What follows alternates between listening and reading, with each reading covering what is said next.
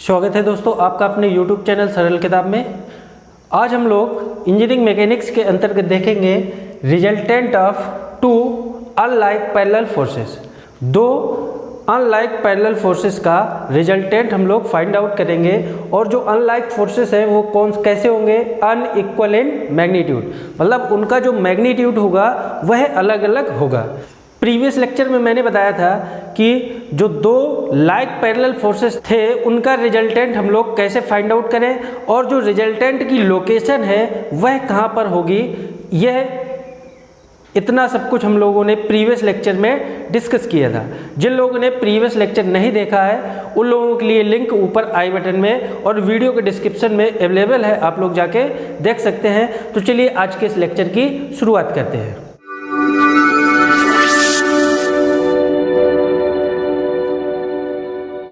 देखिए, मान लीजिए हमारे पास यह एक बॉडी है और इस बॉडी पे दो अनलाइक पैरेलल फोर्स एक्ट करेंगे और जो पैरेलल फोर्स होंगे वो कैसे होंगे, अनइक्वल इन मैग्नीट्यूड। वह जो फोर्स होंगे उनका मैग्नीट्यूड क्या होगा, अलग अलग होगा। क्लियर। मान लीजिए एक फोर्स यह है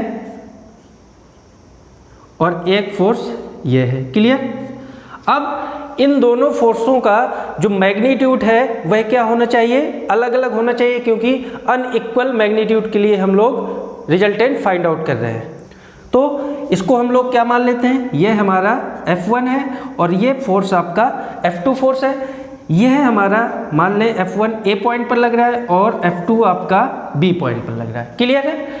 और हम लोग यह मान के चलें क्या, लेट यह मान लें कि force F1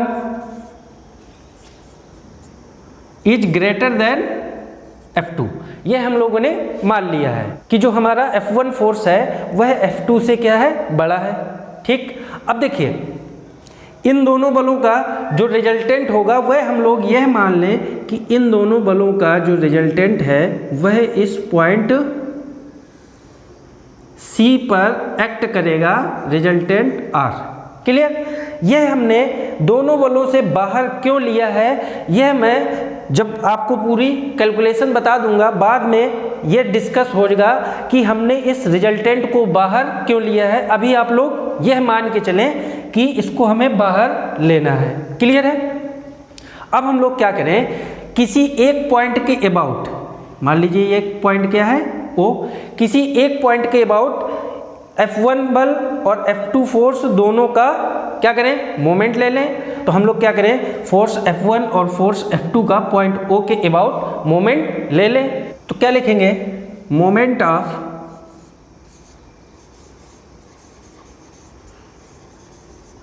force F1 about O point. Clear है।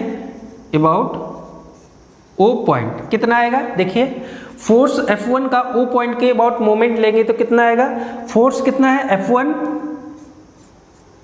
इंटू F1 की O तक की परपेंडिकुलर डिस्टेंस कितनी है, AO। तो AO हो गया। मोमेंट बराबर होता ही है, क्या होता है, मोमेंट इज इक्वल टू होता है फोर्स इंटू फोर्स की परपेंडिकुलर डिस्टेंस जिस पॉइंट के अबाउट हमें मोमेंट लेना है। तो यहाँ तक ये आपका मोमेंट होता है फोर्स इंटू परपेंडिकुलर डिस्टेंस। तो यहाँ पर फोर्स आपका F1 है और परपेंडिकुलर डिस्टेंस O तक की F1 से कितनी है, AO। क्लियर। अब हम लोग क्या करें, फोर्स F2 का मोमेंट ले लें O के सापेक्ष। यहाँ हमें एक चीज़ और ध्यान देनी है, F1 फोर्स के कारण O पॉइंट पर मोमेंट कैसा बनेगा, क्लॉकवाइज बनेगा। तो इसलिए हम इसको क्या करें, नेगेटिव ले लें। क्लियर है। ब्रैकेट में आप इधर लिख भी सकते हैं क्लॉकवाइज। क्लियर। अब हम लोग क्या करें, फोर्स F2 का ले लें moment, moment of force F2 about O point. Clear है। तो कितना आएगा, देखिए F2 का मोमेंट O के सापेक्ष कैसा है, क्लॉकवाइज। तो साइन कैसा आएगा, नेगेटिव, माइनस का फोर्स कितना है F2 into perpendicular distance F2 की O तक की कितनी है, OB है। तो हम लोग क्या लिख देंगे, ओ बी। क्लियर? यह भी हमारा क्लॉकवाइज है, तो यहाँ पर हम भी लिख देंगे क्या, क्लॉकवाइज। यहाँ तक कोई प्रॉब्लम नहीं होगी। क्लियर है? अब हम लोग क्या करें, इस रिजल्टेंट का भी इस पॉइंट ओ के रिस्पेक्ट में मोमेंट निकाल लें। तो क्या लिखेंगे, मोमेंट ऑफ रिजल्टेंट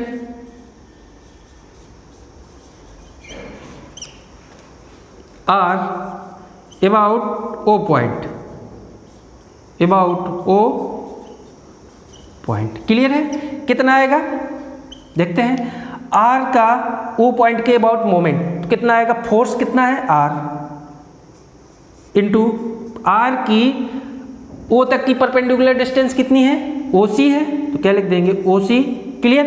बट ये वाला मोमेंट भी हमारा आर के कारण भी क्लॉकवाइज बन रहा है, तो इसको भी क्या करेंगे, नेगेटिव, और यहां पर लिख देंगे क्लॉकवाइज। क्लियर है? यहां तक कोई प्रॉब्लम नहीं होगी। बहुत ही अच्छे से मैंने एक एक पॉइंट डिस्कस किया हुआ है। अब देखिए, प्रिंसिपल ऑफ मोमेंट क्या कहता है। प्रिंसिपल ऑफ मोमेंट ये कहता है किसी बॉडी पर जो बल लग रहे हैं उन समस्त बलों का किसी पॉइंट के अबाउट मोमेंट का एल्जेब्रिक सम, वह रिजल्टेंट का, उन बलों के रिजल्टेंट का उसी पॉइंट के अबाउट लिए गए मोमेंट के इक्वल होता है। तो हम लोग क्या करें, यहां पर लिखेंगे algebraic sum, algebraic sum of moment due to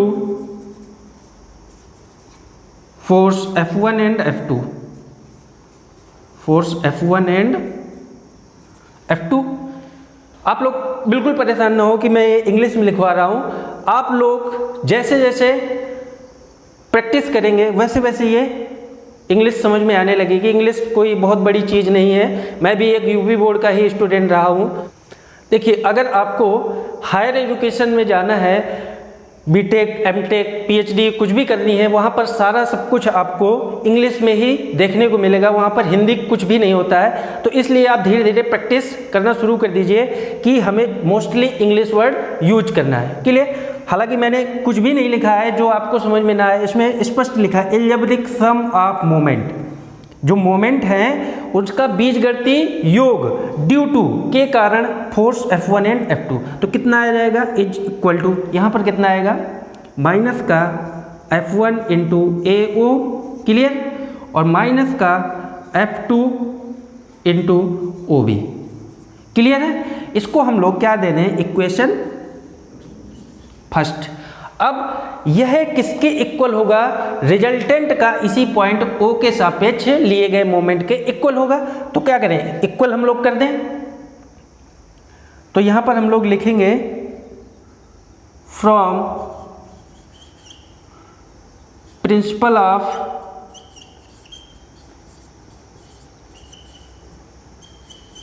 moment. Clear है? प्रिंसिपल ऑफ मोमेंट यह कहता है समस्त बलों का किसी पॉइंट के अबाउट लिए गए मोमेंट का एल्जेब्रिक सम उन समस्त बलों के रिजल्टेंट का उसी पॉइंट के अबाउट लिए गए मोमेंट के इक्वल होगा। तो हम लोग क्या करें, यह बराबर हो जाएगा किसके, इसके। तो हम लोग यहाँ से लिख देते हैं क्या, माइनस का R इंटू कितना है OC इज इक्वल टू किसके आ जाएगा, माइनस का F1 इंटू AO और माइनस का F2 इंटू OB। क्लियर? यहाँ से आप लोग देख सकते होंगे कि जो हमारा रिजल्टेंट है ये किसके बराबर होगा, F1 माइनस F2 के, क्योंकि F1 की वैल्यू ज़्यादा है। तो R इज इक्वल टू कितना आ जाएगा, F1 माइनस F2 के। क्लियर? तो यहाँ पर हम लोग R की जगह हम लोग लिख दें F1 minus F2 into OC is equal to, यहाँ से माइनस कॉमन कर लें तो कितना आ जाएगा, F1 into AO plus F2 into OB। Clear है? यहाँ से देखेंगे माइनस माइनस कैंसिल हो जाएगा। अब इसको मैं थोड़ा रफ कर रहा हूँ, आप लोग इसका स्क्रीनशॉट लीजिए।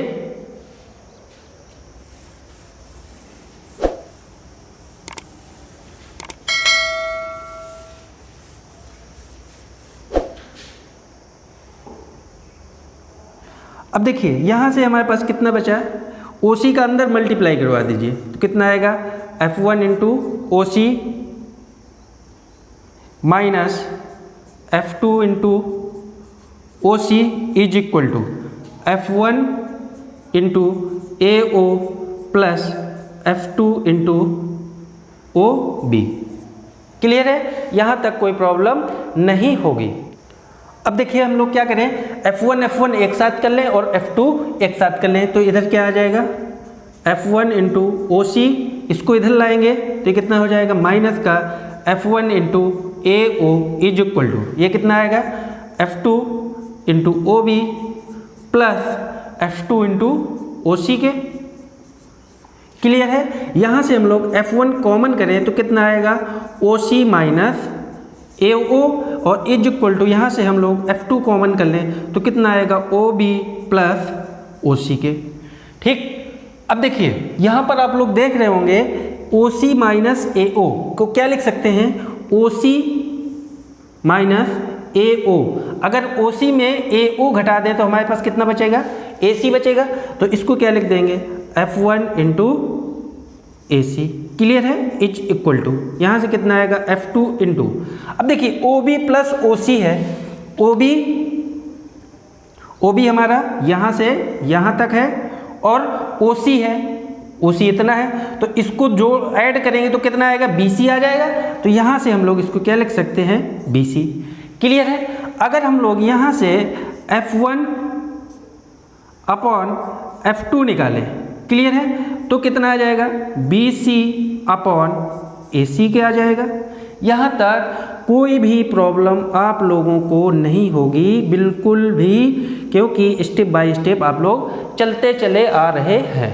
अब मेन पॉइंट आता है कि आखिरकार हमने यह जो रिजल्टेंट लिया था, यह रिजल्टेंट दोनों बलों से बाहर क्यों लिया था। देखिए यहाँ पर F1 और F2 का जो रेशियो है वह किसके बराबर आ रहा है, BC अपॉन AC के। क्लियर, लेकिन हमने क्या माना था कि जो फोर्स F1 है वह क्या है, ग्रेटर देन है F2 के।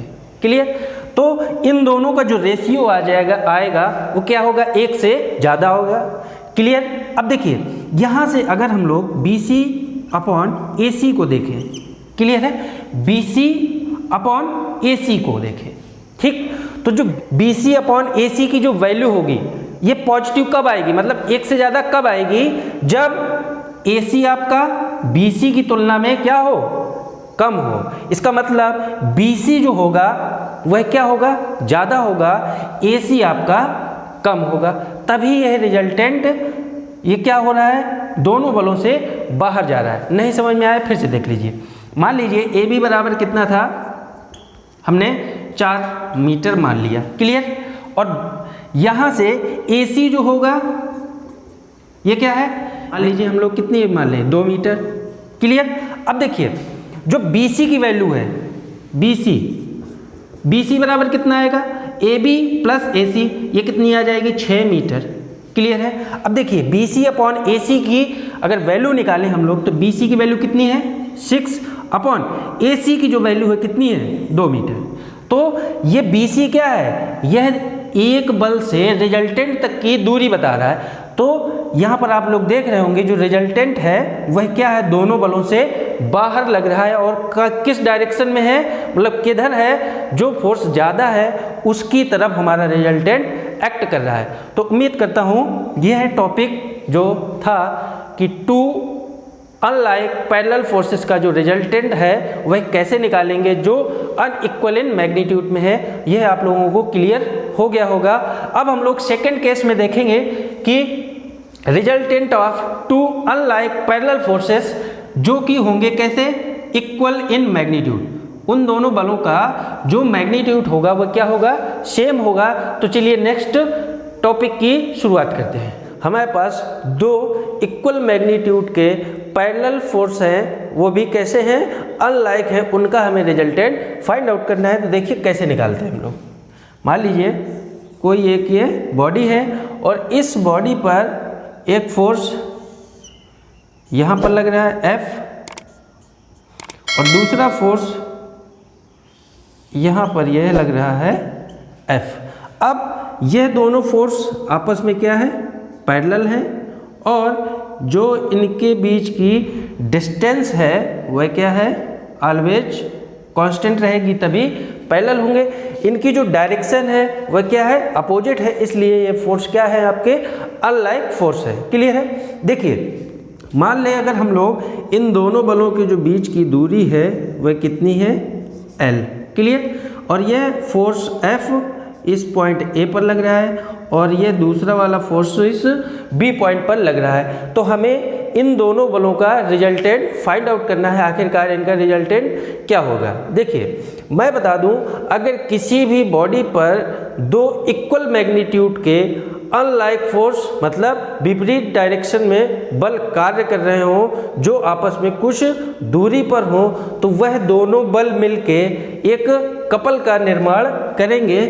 किसका निर्माण करेंगे, कपल का। मतलब इसकी हिंदी क्या होती है, कपल की बल युग्म। ठीक है, दोनों बल मिलके एक बल युग्म का निर्माण करते हैं जो क्या करेगा, इस बॉडी को घुमाने की टेंडेंसी रखेगा। क्लियर है। तो आखिरकार यह जो बल युग्म है इसकी वैल्यू क्या होगी, तो जो आपका बल युग्म होता है couple, moment of the couple, moment of the couple, इसकी जो वैल्यू होती है यह होती है इन दोनों बलों में से किसी एक बल को आप ले लीजिए। क्यों, क्योंकि दोनों फोर्स क्या है, इक्वल मैग्नीट्यूड के हैं, तो किसी एक फोर्स को आप ले सकते हैं। ठीक, और इनटू इन दोनों बलों के जो बीच की परपेंडिकुलर डिस्टेंस है उन दोनों का अगर हम लोग मल्टीप्लाई करवा दें तो जो मोमेंट ऑफ कपल है उसकी हमें वैल्यू फाइंड आउट होके आ जाएगी। क्लियर है। तो अगर किसी भी बॉडी पर दो इक्वल मैग्नीट्यूड के अनलाइक पैरेलल फोर्स एक्ट कर रहे हों तो क्या करते हैं, एक कपल का निर्माण करते हैं जो उस बॉडी को घुमाने की टेंडेंसी रखते हैं। क्लियर। और जो मोमेंट ऑफ द कपल होगा, बल युग्म का आघूर्ण होगा, वह किसके बराबर होगा, दोनों बलों में से किसी एक बल को आप ले लीजिए और उन दोनों बलों के बीच की परपेंडिकुलर डिस्टेंस ले लीजिए। क्लियर। इन दोनों का जो मल्टीप्लाई होगा वह मोमेंट ऑफ द कपल के इक्वल होगा। अब आखिरकार यह कपल इस बॉडी को कैसे रोटेट करवाएंगे। क्लियर। तो मैंने आपको बताया था कि मोमेंट की डायरेक्शन निकालने के लिए आप अपनी दो उंगलियों का इस्तेमाल कर सकते हैं। क्लियर। तो एक उंगली को आप इधर रखिए, दूसरी उंगली को दूसरे वाले फोर्स पर रखिए। अब देखिए मैंने बताया था उंगली को फोर्स की डायरेक्शन में घुमाना है, तो ये वाला फोर्स नीचे जा रहा है तो इसको आप नीचे घुमाइए। ठीक, और ये वाला फोर्स कहाँ जा रहा है, ऊपर, तो इसको आप ऐसे घुमाइए। इसका मतलब क्या है, यह जो बॉडी रोटेट होगी यह कैसी रोटेट होगी, क्लॉकवाइज डायरेक्शन में रोटेट होगी। इसका मतलब इस बॉडी पर जो कपल है वह कैसा है, इस बॉडी को क्लॉकवाइज डायरेक्शन में रोटेट करने का प्रयास करेगा। इसका मतलब जो इस बॉडी में लगने वाला मोमेंट ऑफ द कपल है वह क्लॉकवाइज डायरेक्शन में होगा। यहाँ पर लिख देंगे हम लोग क्लॉकवाइज डायरेक्शन में होगा और जिसकी वैल्यू कितनी होगी, F इंटू एल के इक्वल होगी।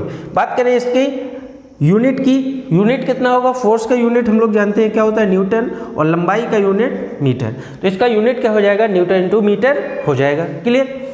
अब जो हमारा आगे आने वाला लेक्चर है उसमें हम लोग देखेंगे कि यदि किसी बॉडी पर कोई एक सिंगल फोर्स लग रहा है, क्लियर, कोई एक सिंगल फोर्स लग रहा है, इस सिंगल फोर्स को हमें किस में तोड़ना है, कपल में तोड़ना है। मतलब इस सिंगल बल को इस बॉडी पर कपल में डिस्ट्रीब्यूट करना है, कपल के रूप में बांटना है। तो कैसे हम लोग इस फोर्स को एक कपल में चेंज करेंगे, आगे आने वाले हम लोग नेक्स्ट लेक्चर में देखेंगे। और हम लोग जो अभी तक मैंने पैरेलल फोर्सेस का रिजल्टेंट आप लोगों को ड्राइव करवाया है, तो इससे रिलेटेड हम लोग कुछ क्वेश्चन भी सॉल्व करेंगे। तो मिलते हैं आपको नेक्स्ट लेक्चर में। यदि आप लोग चैनल पर पहली बार आए हैं तो प्लीज़ चैनल को सब्सक्राइब करके नोटिफिकेशन बेल ऑन कर लीजिएगा। मिलते हैं आपको नेक्स्ट लेक्चर में, तब तक thank you, thanks for watching.